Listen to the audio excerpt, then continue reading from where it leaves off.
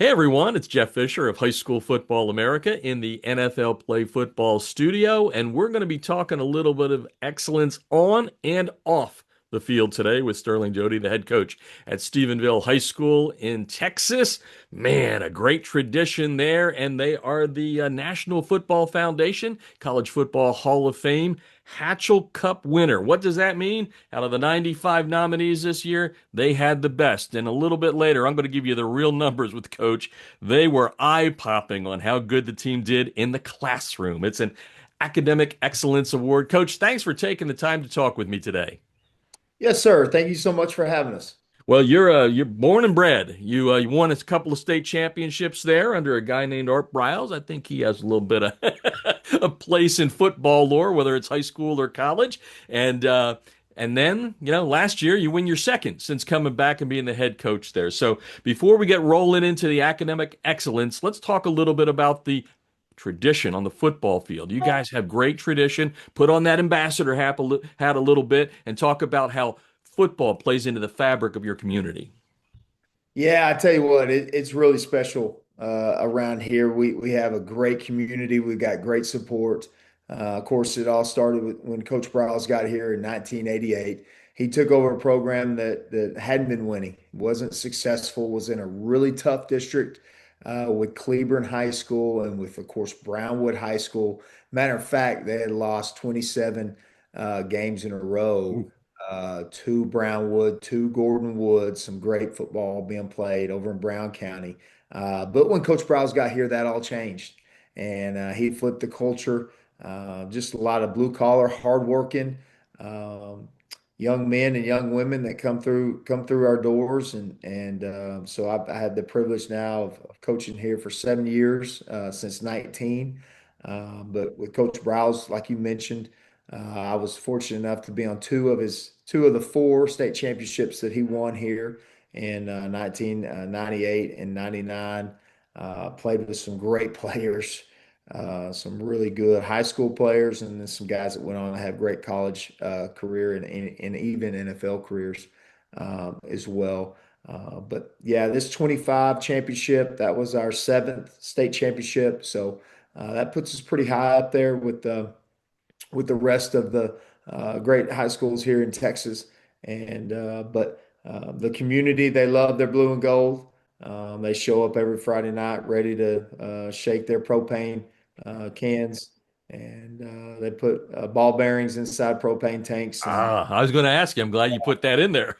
yes, yes, and they show up and ready to be loud and come out and support the Yellow Jackets. So That's we're awesome. blessed to be in a great community. Oh, that's awesome. Number 206, by the way, last year in the High School Football America 300, powered by NFL Play Football, like you said, seventh state championship. Before we get into the academic, I've got one more about you just coming back there. You have so much tradition. That's a hard name to follow, right? And all that. I know there's a little bit of gap in there, but my question to you is this. A lot of people kind of shy away from going back to the alma mater, right? Going to be a little bit more pressure in the hometown. How did you take that pressure on? Yeah, I tell you what, my wife is also from here, and so her parents live here. My parents are still here, but could just jumped at the opportunity. There was some people that reached out and said, "Hey, it's hard going back home, and if you don't do it right, they're going to run you out pretty quick, and you never can come back again." But I think I knew the blueprint was here, and I knew that we had the same kids that were coming through the halls when I went to school here, and just have the ability to come in and put our stamp. I've got a great coaching staff. Some great coaches that were here, and then I brought some with me. My offensive coordinator, Colt Kitley, and I have been together for 13 seasons. My defensive coordinator, August Dabrowski, we've been together for 8 seasons. So a lot of continuity on our staff, and that's very important. But just came in and went to work and was able to win it in 21 with a very special group. And then, we finished in the top 10, top five every year before, this year ultimately winning it again. But so many things got to line up. You got to stay healthy, you got to play well, and you got to have a few things go your way, to win it in the six grueling rounds here in Texas. that make up our playoffs. Yeah. Now you don't need luck in the classroom. You need hard work, kind of stick-to-itiveness. And I want to read this right off of the NFF website, the news release that they put out on your team winning the Hatchell Cup. And this is just mind-boggling when I saw it. Posted a flawless 4.0 team GPA. All 53 players earned academic all-district honors, 13 earning academic all-state recognition. And let's see, first team all-state honors for a couple of your players. Hudson, is it Bucci? Is that the way you pronounce his name? Hudson Butchie, Bucci, okay. And Rhett Donham? Did I get that Red right too? Diamond. All right. And then 48 players named to the school's honor roll, 52 enrolled in advanced placement and honors courses. Whew. When you hear that, what do you think? It's just incredible, And you talked about the academic all-state, and that's 13 out of 30 seniors that were able to accomplish that feat, and uh, and then your overall team GPA. It's just really uh, it's a player's award. It's so special because of the hard work that they put in, since their elementary years. Because you don't establish habits in the classroom when you get to high school. It's just like you don't set out to win a state championship. You're not going to do that in August. That's not the first time you're going to talk about it and prepare for it. It starts in off season, January and February and March. And so in the classroom, it's no different. It goes back to the values that the elementary teachers instilled in them, and then you think about, as a parent now, just uh, how you enforced, hey, if we're going to be great in athletics, we're going to be great in the classroom. So our parents definitely had a role in that. I'm sure staying up doing that fifth grade science project, we've all been a part of that, putting together Mars and Pluto and Saturn and uh, that whole deal, and it's just everybody played a role in it. Then you think about our great teachers here at the high school, and our advanced placement courses, and just getting our kids prepared to go in and taking the real world and in college, that rigor, getting them prepared for that, and then just great administrators that hold our kids to a high standard, and then our kids reach that in the classroom. Coaching staff that's dedicated to excellence both on and off the field, and our guys definitely did that. We'd been a state semifinalist the last 4 years for the award. We felt like this nomination had a chance, to do some special things with this group, how it all came together. And so winning the Hatchell Cup and with Steve Hatchell and Matthew Sign at the NFF, and then you talk about Bob Samble and Bob Steak and Shop House, their sponsorship of the award. We're just extremely blessed. Yeah, and you get a nice little check too from the state guys. So, Yeah. you know, obviously, and you mentioned this earlier, right? When you come in, you have a little continuity there on the staff and all that, and you knew your X's and O's. I mean, you won some championships as a player. You had that resume coming in, so that's kind of easy, right? You figure out how you're going to be that coach, and you're going to be that coach. Did you have the same sort of game plan on the academic side? And if you did, what was that plan? I think just relationships between our coaching staff and our teachers, just to make sure that they know they can always come to us when it's not right. And so just establishing that and just making sure that our coaches are being active and building relationships with the teachers. And then a check and balance system with checking grades. I have a academic coordinator, Jeremiah Butchie. He's also our run game coordinator in charge of our offensive line. He puts together a spreadsheet that he sends out to our teachers, and then our teachers can alert us when things aren't going right. We also we pull grades every Sunday. So I have an assistant coach that does that. So there's very much a system that's in place, make sure that our guys are staying on top of it. But when you talk about elite and with that 4.0 GPA, it really boils down to our guys, those 53 guys inside that locker room, Yeah. really, having an understanding of, hey, if I missed class, if I missed this quiz or test, or the study material. Hey, when I get back, I need to make sure to get with that teacher and make sure it's right. So it comes down to some individual choices for Yeah. them to make. And of course, we're going to challenge them and get them there and want them to do great on the field and off the field. But ultimately, it comes down to their decision to want to do it. Yeah, you always see players pushing each other on the field. You got a good story about anybody pushing the other off of the field in the classroom? Like, hey, come on, I've got a 4 point, blah, blah, blah. You got any of that? Yeah, I just the competitiveness of our guys to be able to that class rank. You'll hear them talk about that and see where they're at, and try to get up. We've got one here that in our junior class that I believe he's about third or fourth, and actually he's involved in band and fine arts as well. And so at some point you lose some weight for that. That A in football doesn't become weighted. You don't get that weight to be able to jump up.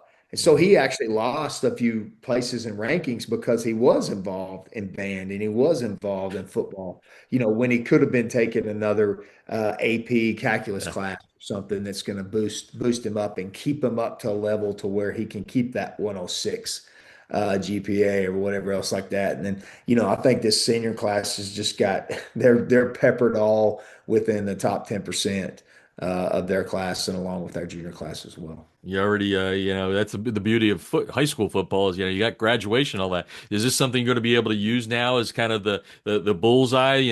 Okay, you know what this last senior class did? You guys can't mess up that GPA. Any of that going on?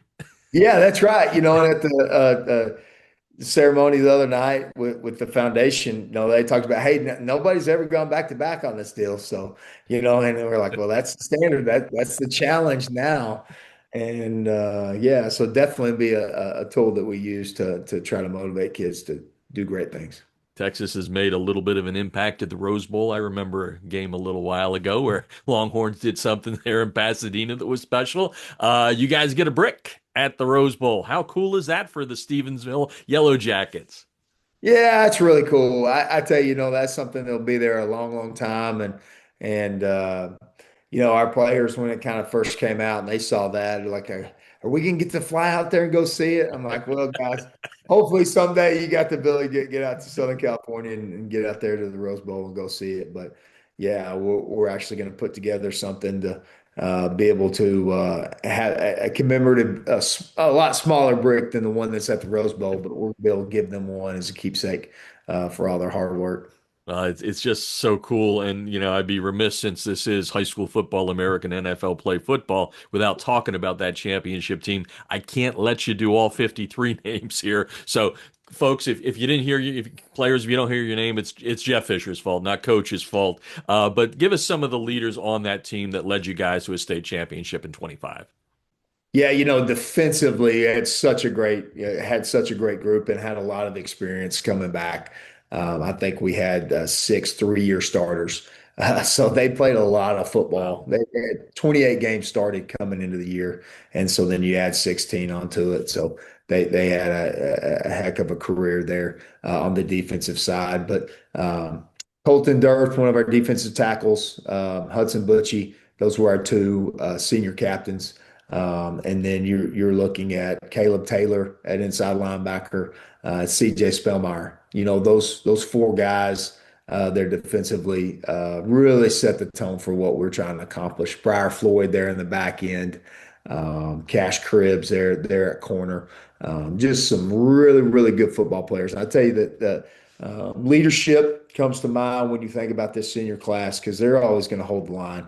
They're going to make sure that the standard is met, and then we're striving to raise that standard every single day. And of course, obviously, we've talked a lot about that, how they've have raised the bar for our program. And then offensively, we're going to have a lot of these kids back, but our quarterback Trot Jordan, we had a freshman receiver in Caden Monk. Aiden Jurgens, another receiver. At tailback, we had Zyler McClendon, had a great year. Up front, Cooper Doty, Kason Burt, Aiden Collier. Tight end was Jaden Lujan. Just had a really good year. I think we averaged 44 points a game. Defensively, we gave up, I believe, 8 points a game. Wow. did not give up a rushing touchdown um, until the fourth round of the playoffs. Wow, And excellence on and off. I said, Coach. I think I said it right at the top. I didn't even know that. yeah, that was against the number three team in the state. We to win it, the last three rounds we had to play. We were ranked two, but we had to play the number three, and then the number one in the semifinals, and then Kilgore, which is a great team, was ranked number four coming into it. So we had the gauntlet down the stretch, and our guys definitely earned the right to be called state champions. Yeah, and you mentioned, that it's a staff award too, with the going back to the academic side. Obviously, it's that way with the football side. You gave, I think, your OC and DC there. Do we want to get a couple more names in here? Make sure that all the guys who played a part in this award have a little bit of recognition. Yeah, for sure. On our defense staff, Nolan Vosberg, Brandon Moore, Clancy Kilcoyne. You talk about Ian Ritchie. Um, those guys do a great job with our defensive group. Our special teams coordinator, Caleb Smith, also works with our D line. Caleb does a great job in and out of the classroom. As here in Texas, all of our coaches are teachers. Yes. And so they've got to hold the line in the classroom. And it goes back to, when you hire a good coach, you're hiring a good teacher. And those two things, go hand in hand for us. Offensively, you got Will Doty, Jeremy Lindley, Matt Jordan, and then Jeremiah Butchie. And we've got Cole Kitley, our offensive coordinator. So that rounds out the offensive staff with me. Trent Donovan and Alec Bryant are also good young members of our football staff there with working with our freshmen and leading our baseball programs here. So we got a really good staff that they coach them hard but love them harder. There you go. That's a good little saying there. Again, we'll talk a little more football here. District realignment, every 2 years. It's almost like I don't know, Christmas number two or something. It seems like when I check out what's going on down there. How'd you guys make out in the realignment in your district and all that? Well, we went from being in the region with Canyon, which all the way up in the Texas Panhandle. So if you and I were to jump in a car, we'd probably take us a solid 5.5 to get to Canyon. And then, so the UIL flipped us around and we're going the full 180. We're going to go down to Beaumont, Oh, Houston area in the second round. Our first round is the Gulf Coast. So you're thinking of like El Campo, Bay City, Needville, Navasota, kind of that area. So yeah, it took us a little while to find us on realignment day. We kept looking in Region One, we kept looking in Region Two. Steveville's never been out of those two regions. And there we were, the last district, District 12, into Region 3 there. So really, travel would be about the same for the playoffs. It'll be just now going through a lot more bigger cities and a little bit more congestion there on the highways. well, I've learned that we mentioned before we rolled a tape here that we have Mark Ball, Coach Mark Ball, is a good friend of both of ours, and Mark taught me years ago that there are some road trips in the state of Texas when it comes to not only just football but everything. So yeah, I could appreciate a 5 hour trip, no doubt. And I've driven across Texas, I think 3 times, so it's a long ways. Fun question going away, and again, congratulations on the award. Were you a good student when you were in high school? Well, I did get into West Point, so I did something right. I went to the I academy. knew you did. That's why I was joking. Yeah, yeah, yeah. Thank you for that. That set me up there for success. But I was, yep, got into the academy, played for Todd Berry for a year and a half up there. Harold Etheridge was my offensive line coach, and he's, of course, now at Illinois State. Man, they almost won the national championship or had the opportunity to. Uh, but Coach Browse got the Houston job in 2003.